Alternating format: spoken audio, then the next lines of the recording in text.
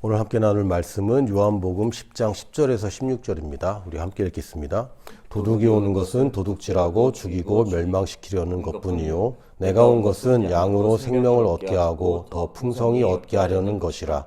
나는 선한 목자라. 선한 목자는 양들을 위하여 목숨을 버리오니와 삭구는 목자가 아니요 양도 제 양이 아니라. 이리가 오는 것을 보면 양을 버리고 달아나나니 이리가 양을 물어가고 또 해치느니라. 달아나는 것은 그가 삭군인 까닭에 양을 돌보지 아니함이나. 나는 선한 목자라. 나는 내 양을 알고 양도 나를 아는 것이 아버지께서 나를 아시고 내가 아버지를 아는 것 같으니 나는 양을 위하여 목숨을 버리노라. 또 이 우리에 들지 아니한 다른 양들이 내게 있어 내가 인도하여야 할 것이니 그들도 내 음성을 듣고 한 무리가 되어 한 목자에게 있으리라. 아멘. 예수님이 오신 목적은 분명합니다. 예수님이 그냥 겸사겸사 이렇게 오셨다기보다는 예수님의 탄생부터 삶과 그리고 사역과 또 죽으심, 부활, 승천까지 하나의 목적을 가지고 분명한 계획과 목적을 가지고 움직이셨고 또 그것을 성취하셨다고 성경은 밝히 말하고 있습니다. 오늘 이 말씀에도 보면 요한복음 10장 10절 저희들이 잘 아는 말씀이죠. 도둑이 오는 것은 도둑질하고 죽이고 멸망시키려는 것뿐이요 내가 온 것은 양으로 생명을 얻게 하고 더 풍성히 얻게 하려는 것이라. 저는 이 생명을 얻게 하고 더 풍성히 얻게 하려는 것이다. 생명을 얻게 하는 것만 해도 감사한데 그것을 더 풍성하게 얻게 하신다고 그것을 위해서 오셨다고 예수님은 분명하게 말하고 있습니다. 그리고 그 결과로 결국 우리는 생명을 얻었고 더 풍성하게 그 생명을 얻게 되었습니다. 생명을 얻을 뿐만 아니라 더 풍성하게 얻는 것. 생명이 더 풍성한 것은 뭘까요? 그냥 믿고 구원받는 것. 믿고 이 땅에서는 그냥 생명을 그냥 연장하다가 가늘고 길게 그냥 존속하다가 그리고 천국 간다는 얘기는 아니죠. 그냥 생명을 얻게 하는 것. 안타까운 일이지만 식물인간도 생명을 가지고 있고 또 뇌사 상태에 있는 분들도 지금 생명을 가지고 있습니다. 근데 지금도 많은 크리스찬들이 또 교회들이 생명을 얻는 것만 그냥 충분하다고 생각을 하는 것인지 더 풍성하게 얻는 것, 더 풍성하게 누리는 것을 좀 좀 가볍게 여기는 경향이 좀 있는 것 같습니다. 물론 오늘 말씀을 들으시는 분들 중에는 그런 일이 없겠지만 우리가 여전히 구원 자체를 덜 중요하게 여기는 것은 아닙니다. 분명히 우리가 은혜로 하나님의 자녀가 되고 또 우리에게 천국의 소망이 있다는 것이 가장 중요합니다. 그러나 그것만큼 또 따라오는 것들 우리가 무시해서는 안 되는데 선물을 2개 주셨는데 하나는 중요한 거라고 받고 하나는 덜 중요하다고 버린다면 그거는 또 무례한 것이 되겠죠. 우리가 모르면 어쩔 수 없지만 알고 있는데 우리가 생명을 얻는 것과 더 풍성하게 얻는 것, 그것이 예수님이 오신 목적과 또 그 결과라고 얘기하고 있습니다. 더 풍성한 생명은 무엇이냐? 우리 쉽게 얘기하면 나무나 곡식을 한번 생각해 볼 수 있어요. 나무의 열매가 크고 탐스럽게 열리는 것, 이게 더 풍성한 생명이겠죠. 나무의 열매가 쭈글쭈글한 것, 이거는 풍성한 생명은 아닐 겁니다. 생명은 생명이지만 더 풍성한 생명은 아닐 것입니다. 곡식이 열리긴 열리는데 쭉정이가 열리는 것, 이거는 더 풍성한 생명은 아니겠죠. 요셉이 이집트에서 감옥에 갇혀 있을 때 파라오가 꿈을 꿨는데 그 이삭이 열리는 것처럼 그 아주 비리비리한 이삭이 열리는 것, 이것도 생명이긴 생명입니다. 그러나 더 풍성한 생명은 아닙니다. 아주 알도 굵고 그냥 풍성하고 기름진 이런 생명이 더 풍성한 생명일 뿐만 아니라 그 열매 자체의 질이 좋을 뿐만 아니라 또 많아야죠. 열매가 아주 질적으로는 뛰어난데 하나만 열렸다. 그건 풍성한 것이 아닙니다. 많이 열렸는데 질이 떨어진다. 이것도 풍성한 것이 아닙니다. 질도 좋고 양도 많은 것. 이게 풍성한 삶입니다. 그래서 우리가 가지고 있는 더 풍성한 생명은 우리 한 사람 한 사람의 개인적인 삶이 형통한 삶을 이룰 뿐만 아니라 많아지는 것입니다. 우리가 더 높은 수준에서 더 높은 계시의 안에서 사는 것, 우리 형통한 삶을 사는 것, 그러니까 뭐 기도를 많이 해야 하나님이 들어주시고 이런 거 아니고 그냥 마음만 먹어도 이미 응답을 받는 것, 하나님의 말씀대로만 생각하기 때문에 안 될 일이 없는 것, 모든 것에 어떤 문제도 결국에는 해결되고 늘 인도를 잘 받고 올바른 선택을 할 수밖에 없는 삶, 그래서 나타나는 삶도 사람들이 볼 때 부러워하는 삶 뿐만 아니라 그걸 통해서 더 많은 열매가 맺히는 삶, 다시 얘기하면 제자들을 삼는 삶, 다시 얘기하면 존경받는 삶이 더 풍성한 생명이라고 할 수 있습니다. 그러면서 예수님은 뭐라고 하셨냐면 너희는 나의 양이다라고 하셨고, 어느 정도 양이냐면 아버지께서 나를 아시고 내가 아버지를 아는 것 같다라고 얘기하셨습니다. 아버지가 예수님을 잘 알고 계셨겠죠. 그리고 이 세상 지금까지 인류 역사상 살아왔던, 그리고 앞으로 태어날 사람들 중에서도 예수님만큼 아버지를 아는 사람이 있겠습니까? 그런데 나는 내 양을 알고 양도 나를 아는 것이 그와 같다라고 얘기하셨습니다. 그러니까 예수님이 나를 아는 것이, 하나님이 예수님을 아는 것만큼 알고 계시고 내가 예수님을 아는 것이 예수님이 하나님을 아는 것만큼 안다는 거예요. 나는 잘 모르는 것 같은데. 근데 성경에서 안다 그러면 나도 안다고 얘기해야죠.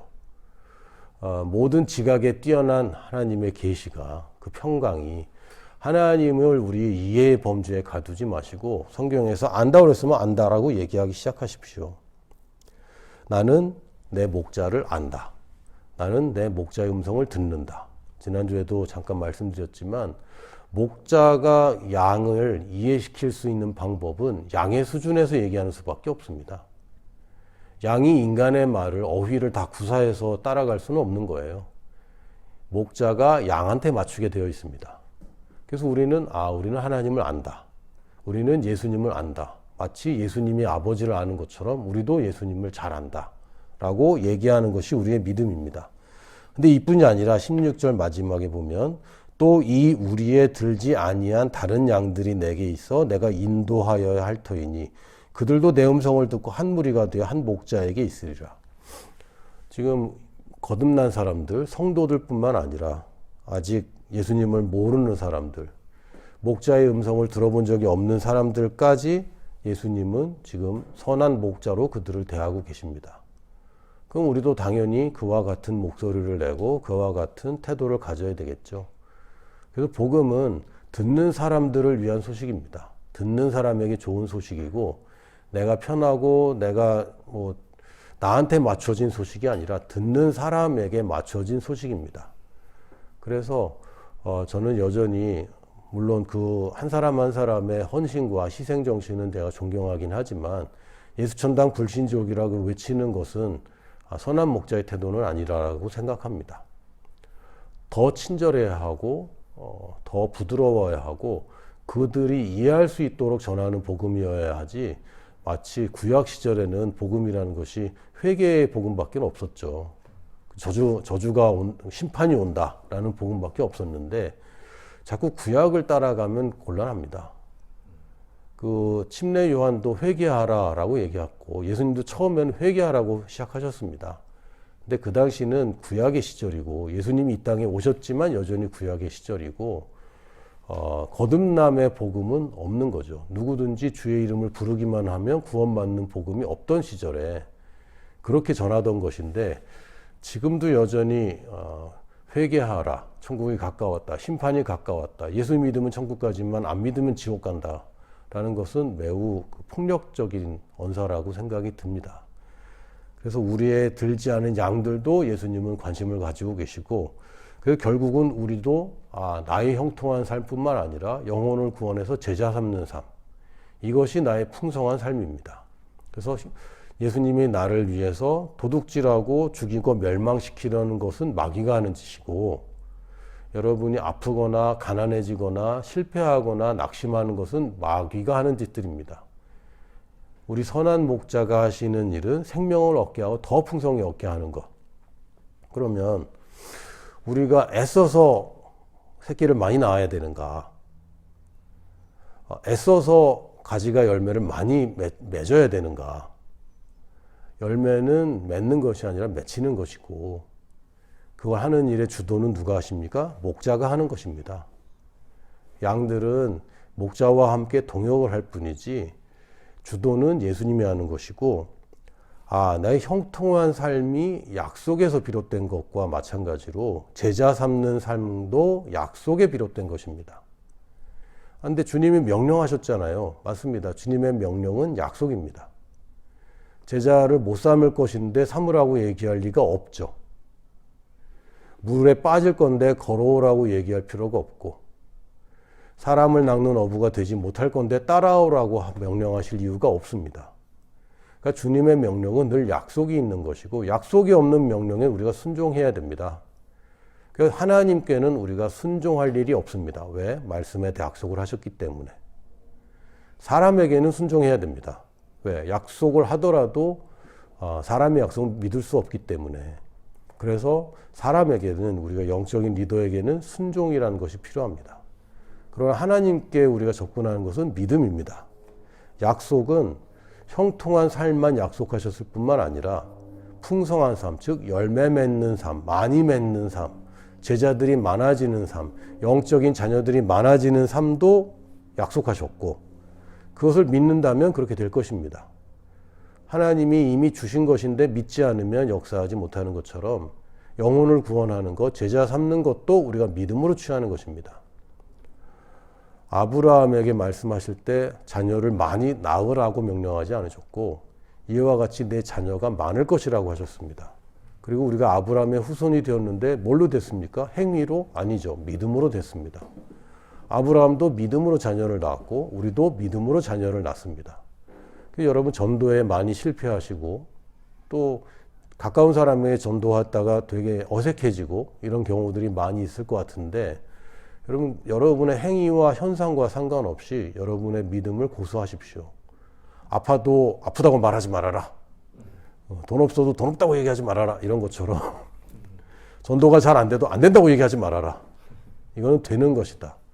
제자를 삼으려고 내가 아둥바둥하는, 애쓰고 힘쓰고 땀 흘리면서 열매 맺는 나무는 제가 본 적이 없습니다. 그냥 너무 자연스러운 거죠.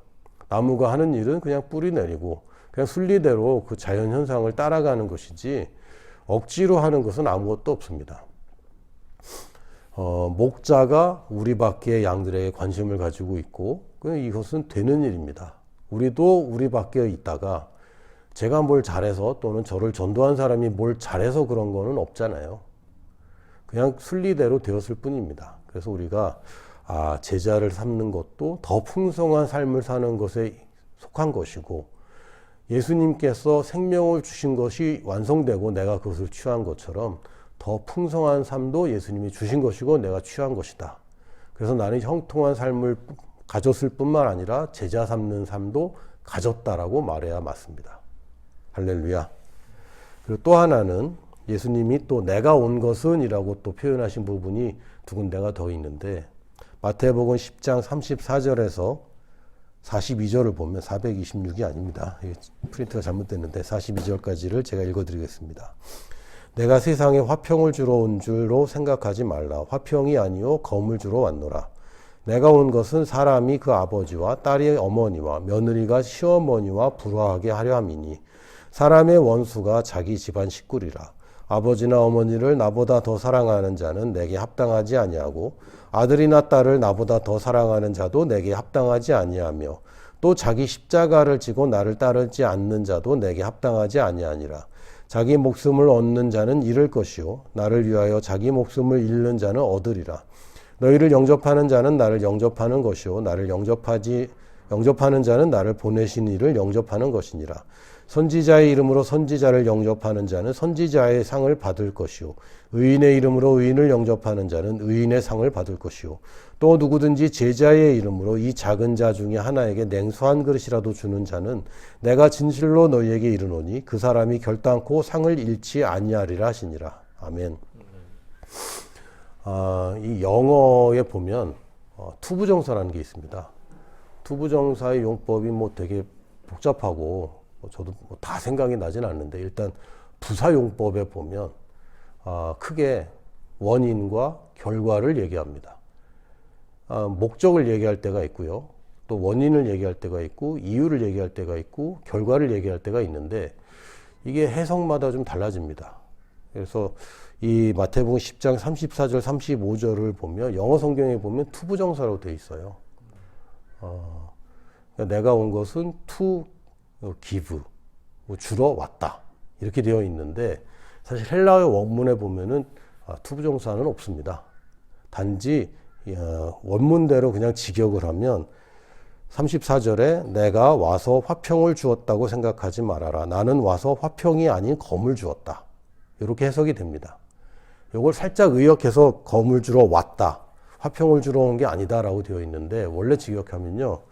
내가 와서 화평을 준 게 아니라 검을 주었다. 이 결과로 해석이 가능합니다. 그러니까 이거 둘 다 되는데 내용을 이제 잘 읽어보면 예수님이 싸우라고 오신 것은 아니지 않습니까? 그러나 결과적으로 싸움이 일어난다.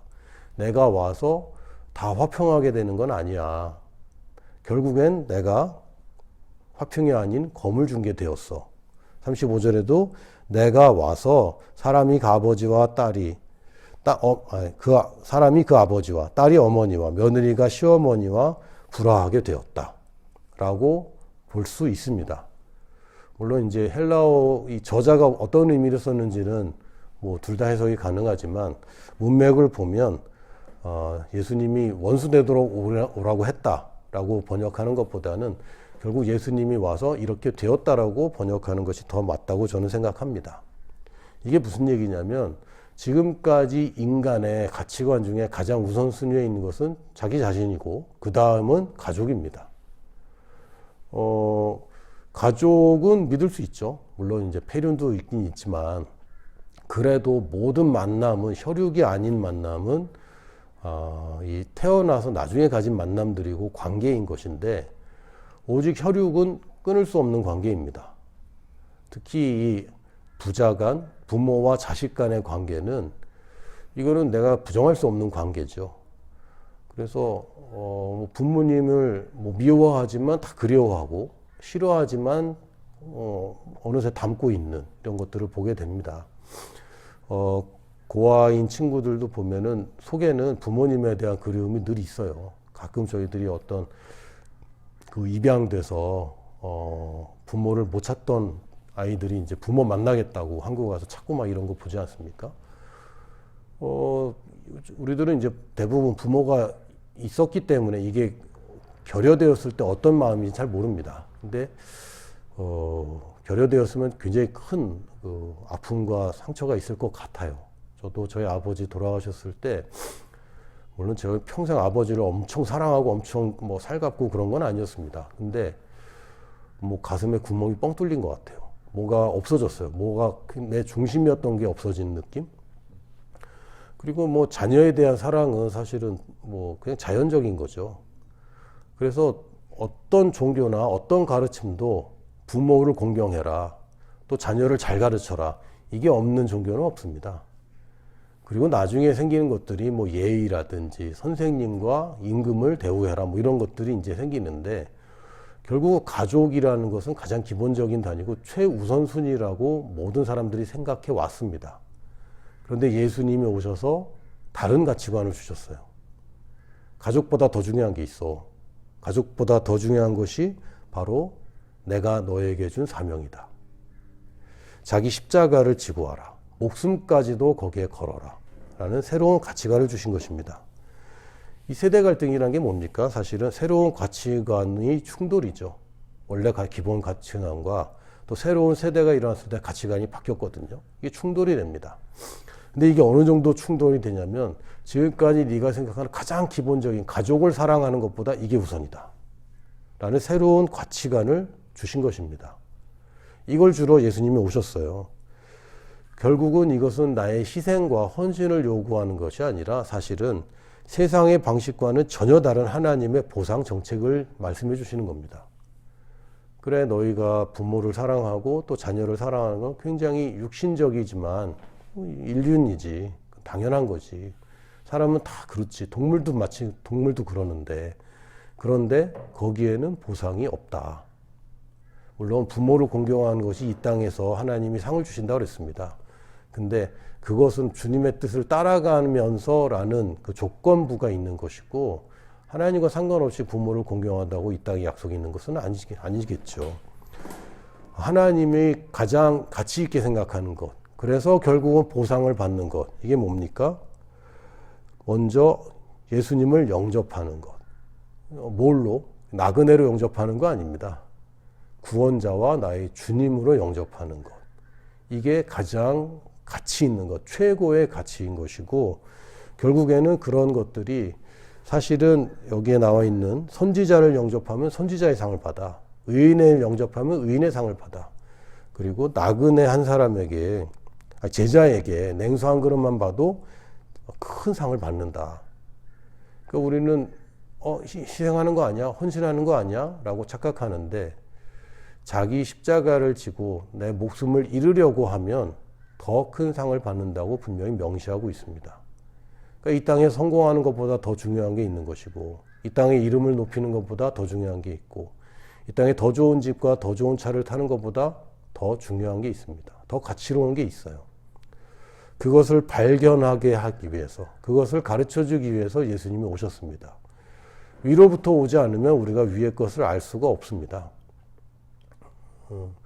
지금도 누군가가 지옥에서 올라온다면 지옥에 관한 얘기를 해주겠죠.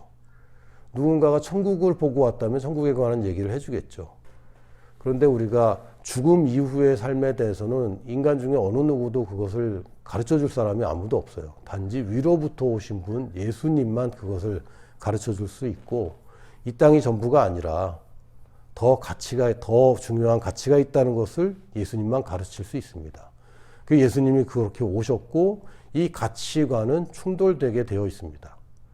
그래서 예수님이 좁은 문으로 들어가라 라고 얘기하셨고, 좁은 문이라는 것은 힘든 길이라는 얘기가 아니라, 고생길이라는 얘기가 아니라 찾는 자가 적다라고 얘기합니다. 인류가 가진 보편적인 사고방식은 가족이 잘 되는 것, 가족이 평화로운 것, 그리고 잘 먹고 잘 사는 것, 이게 사실은 가치거든요. 나라가 망하더라도 우리 가족이 잘 되는 것, 이게 사실은 사람들이 더 원하는 거 아닐까요? 물론 나라가 망하길 원치 않지만, 그러나 주님의 가치는 어디 있냐면 그 가족에 대한 가치보다 하나님의 나라에 대한 가치를 더 우선으로 합니다. 그리고 그것에 더 큰 보상이 있습니다. 세 번째는 중복되기는 하는데, 세계를 구원하도록 하기 위해서 예수님이 오셨습니다. 요한복음 12장 47절 그 후반부에 보면, 내가 온 것은 세상을 심판하려 함이 아니요 세상을 구원하려 함이로라. 예수님은 심판하러 오신 거 아닙니다. 그러니까 심판의 복음을 전하면 안 되겠죠. 예수님은 그런 의도로 안 하는데 왜 우리는 심판을 자꾸 얘기한다면, 예수님은 심판을 받으러 오셨지 심판을 하러 오신 분이 아닙니다. 단지 구원하러 오셨습니다. 심판을 대신 받고 저주를 대신 받고 구원하러 오셨습니다. 그 십자가와 채찍을 얘기한다면, 십자가는 하나님이 내린 심판을 대신 받는 것이고요, 채찍은 사탄에게서 비롯된 저주를 대신 받는 것입니다. 예수님은 우리 인류가 죄인이기 때문에 당연히 이 땅에서 받는 저주를 다 받으셨고, 또 하나님으로부터 받아야 되는 심판까지 다 받으셨습니다. 그런 예수님이 본인이 심판받으러 오셨는데 나는 또 심판해. 이거는 굉장한 모순이죠. 예수님은 심판으로 오신 분이 아닙니다. 근데 여기에 제가 한글 성경을 읽을 때마다 주의해야 될 부분 한 가지를 더 말씀드리면, 아까는 뭐뭐 하러 왔다라는 것이 목적일 수도 있고 결과일 수도 있다. 그리고 하나님의 하시는 일에는 목적과 결과가 동일하다라는 말씀을 드렸고요. 두 번째로는 세상이라는 단어가 한국에만 있는 단어입니다. 영어로는 그냥 월드 하나예요. 근데 한국에는 세계와 세상 두 가지가 있습니다. 그러니까 세계는 지리적인 생각을 좀 갖게 하는 단어고, 세상은 약간 도덕적인 가치를 부여하는 그런 단어입니다. 근데 영어로는 그냥 하나고요. 또 헬라어에서도 그냥 한 단어입니다, 원래는. 그런데 만약에 이거를 한국말로 번역을 한다면 코스모스라는 단어는 우주라고 번역될 수도 있고 세계라고 번역될 수 있습니다. 이건 약간 지리학적인 의미인 거고요. 시간적으로 또 이 세상을 얘기할 때는 세대라고 번역되는 아이온이라는 단어를 씁니다. 이건 시간적으로 달라지는 세계를 얘기합니다. 그런데 세상이라고 번역돼야 되는 단어는 다 아이온으로 쓴 것을 알 수 있습니다. 예를 들면 디모데후서 4장 10절에 보면 바울이 이제 자기 제자들에 대해서 언급을 하면서 데마를 언급하면 데마는 세상을 사랑해서 나를 버리고 갔다 라는 표현을 씁니다. 세계를 사랑해서 간 건 아니겠죠. 세계 선교에 막 뜨거워져서 파송받았다는 얘기가 아니라 세상을 사랑해서, 이럴 때 아이온을 씁니다. 너희는 이 세대를 본받지 말고 할 때도 아이온이라는 단어를 씁니다. 근데 코스모스란 단어를 쓰면 세계라고 번역하는 것이 더 옳은 표현이라고 저는 생각합니다. 물론 제가 뭐 헬라어 학자는 아닙니다. 그러나 일반적인 관점에서 성경을 볼 때 세상이라고 쓰는 것과 세계로 쓰는 것은 굉장히 달라집니다. 요한복음 3장 16절에 하나님이 세상을 이처럼 사랑하사 독생자를 주셨으니, 하나님이 세상을 사랑하셨습니까? 세계를 사랑하셨습니까? 만약에 하나님이 이 세계를 이처럼 사랑하사 독생자를 주셨으니, 그러면 자연스럽게 선교가 따라옵니다. 단어 하나 때문에. 근데 세상 그러면 영혼 구원이 따라옵니다. 저 죄인들, 아직도 복음 못 받은 사람들, 아직도 죄를 짓고 있는 저주받은 사람들을 떠올리게 되는데, 세계라고 우리가 바꿔서 보면 세계 선교가 따라오게 되어 있죠. 한편으로는 좀 아쉬워요, 이런 번역들이. 그냥 당연히 세계라고 번역돼야 되는 것인데, 온 세상에 전파돼야 됩니까? 온 세계에 전파돼야 됩니까? 온 세계가 맞습니다. 여기서도 내가 온 것은 세계를 심판하려 함이 아니로 세계를 구원하려 함이라. 예수님이 오신 것은 일부분 아닙니다. 선택받은 민족 아닙니다. 모든 민족, 온 세상, 온 세계, 모든 세계를 구원하기 위해서 오신 것이고, 그러므로 선교는 교회의 사명입니다. 예수님이 오신 목적이 세계를 구원하신 것인데, 아직 세계가 구원받지 못했다면 이것은 예수님의 몸된 교회가 아직도 가지고 있는 사명입니다. 교회의 사명을 얘기하려 한다면 이웃을 사랑하는 것, 또 가르치는 것, 성도들을 잘 양육하는 것, 그것은 사명이 아닙니다. 사명은 세계의 선교입니다. 그것이 교회의 사명이고, 그걸 이루기 위해서 부수적인 일들을 하는 거죠. 교회 내부를 잘 꾸미고 아름답게 청소하고 가꾸는 것, 그거 중요한 일일 것입니다. 건물을 아름답게 하는 것, 그것도 중요하겠죠. 그러나 그것이 사명은 아닙니다. 지역을 섬기는 것, 그것도 사명은 아닙니다. 제가 알고 있는 한 이 사도행전에서나 또 그 서신서에서 그 교회가 불이웃 돕기를 한다고 뭐 한다든지 그런 얘기는 몇 번밖에 나오지 않습니다. 그것도 어떤 그 재난이 있었을 때 그 예루살렘 교회를 돕기 위해서 안디옥 교회에서 헌금을 모았을 뿐이고, 그런 얘기는 있지만 평소에 불신자들을 돕고 한 얘기는 그냥 그리스도의 삶인 것이지, 당연히 교회가 그런 거 하는 거죠. 교회가 하면 안 된다는 것도 아니고 그걸 소홀히 해도 된다는 얘기가 아닙니다. 구제는 당연히 하는 것입니다. 그러나 그것이 교회의 사명은 아닙니다. 교회의 사명은 세계 선교입니다. 군대의 사명은 무엇입니까? 적으로부터 국민들을 보호하는 것이고, 전쟁이 나면 승리하는 것이 군대의 사명입니다. 사실 뭐 이렇게 평화로운 시대지만 이 로마 시대의 군대의 사명은 뭡니까? 적을 쳐부수고 포로들을 구출해 오는 것, 이게 군대의 사명입니다. 그래서 뭐가 필요합니까? 교육도 필요하고 훈련도 필요하고 복리후생도 필요하고 병원도 필요하고 다 필요한 거죠. 막사도 필요하고. 그러니까 전방에 있는 군대도 있지만 후방에 있는 군대도 있는데, 그것은 승리하기 위한 것이고, 아직 포로되어 있는 자들을 구출하기 위하여 싸워서 이기는 것이 목적이지, 우리끼리 편안한 것이 사명은 아닙니다.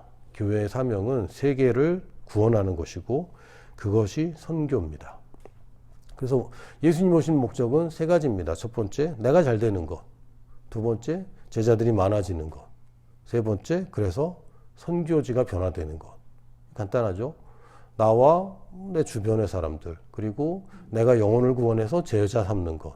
그뿐만 아니라 내가 가지는 못하는 곳일지라도 내가 가든지 보내든지 하면서 그 선교지까지 품는 것이 예수님이 오신 목적이고 또한 몸된 교회가 할 일입니다. 교회의 일뿐 아니라 우리 교회에 지체된 각자의 사명입니다. 예수님이 오신 의미를 다시 한번 기억하시고 이 세 가지를 여러분이 잘 묵상하는 한 주가 되기를 예수님의 이름으로 축복합니다. 아멘.